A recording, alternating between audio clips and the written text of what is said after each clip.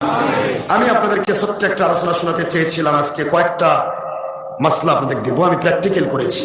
এমন একটা দোয়া আমি আপনাদেরকে শিখাবো, চারদিকে আপনার শত্রু আপনাকে হন্যে হয়ে খুঁজতেছে, তাদের চোখের ভিতরে পর্দা দিয়ে দিবে, আপনাকে দেখতে পাবে না। এই দোয়াটা শিখে যাবেন না? এটা আমার প্র্যাকটিক্যাল। আমি এক সময় রোড ডাকাতি হচ্ছিল, আমার মাহফিল থেকে আসতেছিলাম, প্রায় 1 লাখ টাকা আমার কাছে। রোড ডাকাতি হচ্ছে এই টাঙ্গাইল আর এই যে মাঝখানে একটা জায়গা আছে টাঙ্গাইলে, এটা পুরাটাই রোড ডাকাতি হচ্ছে। সেটা অনেক দিন আগের কথা। আমি তো মাহফিল করি ক্লাস 7 থেকে, কথা বুঝতে পারেন না? অনেক আগের কথা, প্রায় 20-22 বছর আগে। সেই সময় ডাকাতরা, রোড ডাকাতরা তারা বন্দুকদের দিয়ে ডাকাতি করতো। কি দিয়ে আব্বারা না রাগ করছে না? কি দিয়ে ডাকাতি করতো? বন্দুক দিয়ে ডাকাতি করতো। তো আমাদের সব গাড়িগুলি আটকালো, অনেক গাড়ি। মানুষ ভাবতেছে, পিছনে ভাবতেছে যে জ্যাম লাগছে। কি লাগছে? কিন্তু আসলে জ্যাম না, ডাকাতি জ্যাম। তো ডাকাতগুলো এত ভদ্র, হাতের মধ্যে রিভলভার আর বন্দুক নিয়ে বলতেছে আমরা কাউকে মারবো না, তবে কেউ টুপটাপ করবেন না, কেউ কাউকে মোবাইল করার চেষ্টা করবেন না, তাহলে কিন্তু গুলি করে দিব। কি ভদ্র ডাকাত না? খুবই ভদ্র ডাকাত। তো সবাইকে বলতেছে যে আমরা গুলি করব না, বন্দুক আছে, রিভলভার সব আছে, আপনাদের কাউকে আমরা গুলি করব না। আমাদের 20 লাখ টাকার দরকার, আমাদের অনেক ডাকাত ধরা পড়ছে, ওদেরকে বার করতে হবে। এই জন্য 20 লাখ টাকার দরকার। 20 লাখ টাকা তোলা পর্যন্ত যতক্ষণ লাগে এতক্ষণ আমরা গাড়ি ডাকাতি করতে থাকবো। তো আপনারা যার কাছে যা আছে ভদ্রচিত দিয়ে দিবেন, কোনো সমস্যা নেই, আমরা গুলি টুলি করবো না, মারবো না। তো শুধুমাত্র মোবাইল, টাকা পয়সা যা আছে সব দিয়ে দেন। সবাই দিচ্ছে। আমি আবার এক গাড়ি, সে সময় আমি গাড়ি নিয়ে আসিনি, আমি ভাঙ্গা রুটে আসছি। আমি আবার এক গাড়ির এই প্রথম গেটে উঠেই যে এই সামনে যে এটা সিটটা, এটা আবার আমার কপালে জুটছে ঠিক সামনে। মানে ডাকাত উঠে প্রথম আমার দেখা লাগবে, তারপর ভিতর দিকে যাবে। তো আমার বাম সাইডে আবার ওই জানালার সাইডে আরেক হুজুর, অনেক বড় মাপের হুজুর, আমি নাম বলবো না, সে কষ্ট পাবে।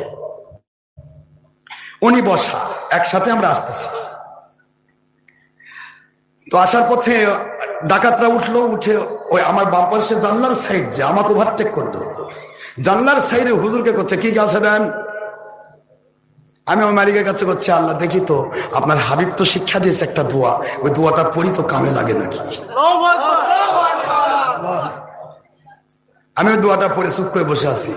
বরং আমি কথাও বলতেছি, আমরা কিন্তু আলেম মানুষ, তোমাদের টাকার দরকার হয় টাকা নেবে, কিন্তু গায়ে হাত দিবে না। আমি কিন্তু কথাও বলতেছি যাতে করে ওরা বুঝতে পারে এখানে একটা মানুষ আছে। ওভারটেক করে গেল, পার্শ্বের হুজুরের কাছ থেকে সব ছিনিয়ে নিল, ডান বাম পকেট টকেট যত মোবাইল আছে সব ছিনিয়ে নিল। তারপরে পুরা বাস ছিনিয়ে নিল। আমার দিকে তাকালো না, একবার বললো না যে হুজুর কি আছে দেন।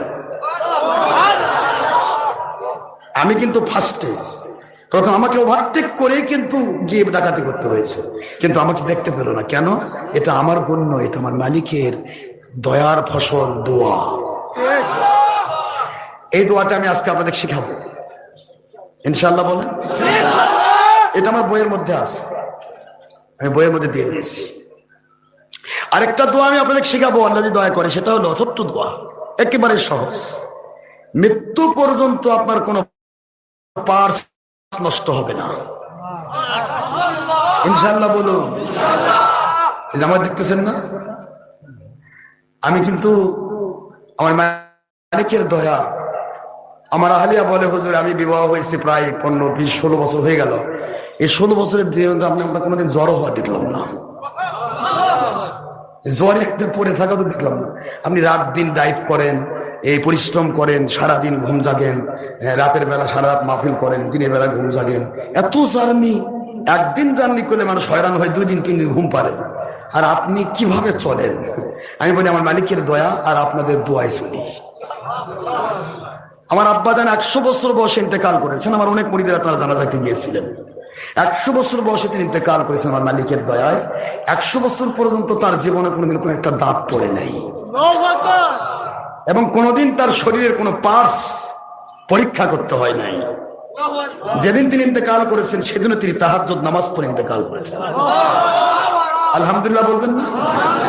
আমি ওই দোয়াটা আপনাদের শেখাবো, যে দোয়া পড়লে মৃত্যু পর্যন্ত কিডনি পচবে না, স্ট্রোক হবে না, ব্রেন স্ট্রোক হবে না, হার্ট ব্লক হবে না, আপনার শরীরে কোনো জায়গাতে আমার মালিকের দয়ায় কোনো পার্স নষ্ট হবে না, আল্লাহর দেওয়া সকল পার্স নিয়ে আপনি কবরে চলে যাবেন। ইনশাআল্লাহ দোয়াটা শিখবেন। কয়টা দোয়া হলো? দুইটা। প্রথম আমল হচ্ছে আমরা মৃত্যু পর্যন্ত পার্সগুলি কি করে রক্ষা করব। আমরা তো করবো না, মালিক করবেন। করবেন আব্বা? তো মালিক খলিক রব তিনি শিক্ষা দিয়েছেন নবীজির মাধ্যমে। প্রত্যেক নামাজের পরে, ফরজ নামাজ কয় ওয়াক্ত? এই 5 ওয়াক্ত নামাজ পড়ার পর, সেটা ফরজের পরে হোক বা লাস্টে হোক, ছোট্ট একটা দোয়া আছে, আপনারা একটু আমার সাথে সুর মিলান। লা ইলাহা ইল্লাল্লাহু পড়েন না? এই ইল্লাল্লাহুর সাথে ল যোগ দিবেন, ইল্লাল্লাহুল। ঠিক আছে? এর সাথে 3টা নাম যোগ হবে, মালিকুল, হাক্কুল, মুবিন। সহজ, খেয়াল করেন। লা ইলাহা ইল্লাল্লাহু, এই যে হু আছে না, এই হুটার সাথে ল যোগ দিবেন, হুল, ইল্লাল্লাহুল, মালিকুল, হাক্কুল, মুবিন। অর্থাৎ আল মালিকু, আল হাক্কু, আল মুবিন, এই 3টা নাম লা ইলাহা ইল্লাল্লাহ যোগ হবে। পড়েন তো দেখি। লা ইলাহা ইল্লাল্লাহুল মালিকুল হাক্কুল মুবিন। ঠিক আছে বাবা? এইটা পড়বেন। আগে পিছিয়ে কিন্তু দরুদ শরীফ, আমাদের তরিকতের ভাষা, কোন দোয়া কবুল হবে না দরুদ ছাড়া। এটা হলো নবীজির ভাষা। দোয়া আসমানে ঝুলন্ত অবস্থায় রাখা হয়, হাত্তা তুসল্লি আলাইয়া, আমার উপর দরুদ না পড়া পর্যন্ত, আমার ওসিলা না দেওয়া পর্যন্ত তোমাদের দোয়া ঝুলে থাকবে, কবুল হবে না। নাউজুবিল্লাহ বলে। এই জন্য হুজুর পাক সাল্লাল্লাহু আলাইহি ওয়াসাল্লামের কথা, আমরা যে দোয়াই করবো আগে পিছিয়ে দরুদ পড়বো, কমের পক্ষে 3 বার করে, আগে 3 বার দরুদ শরীফ, পরে 3 বার দরুদ শরীফ, মাঝখানে রাখবো দোয়া। ঠিক আছে না? তাহলে কবুল হয়ে যাবে। এইভাবে আপনারা কন্টিনিউ করেন, সারা জীবন এই দোয়াটা করবেন।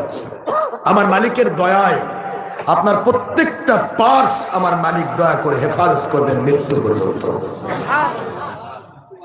ঠিক আছে বাবা?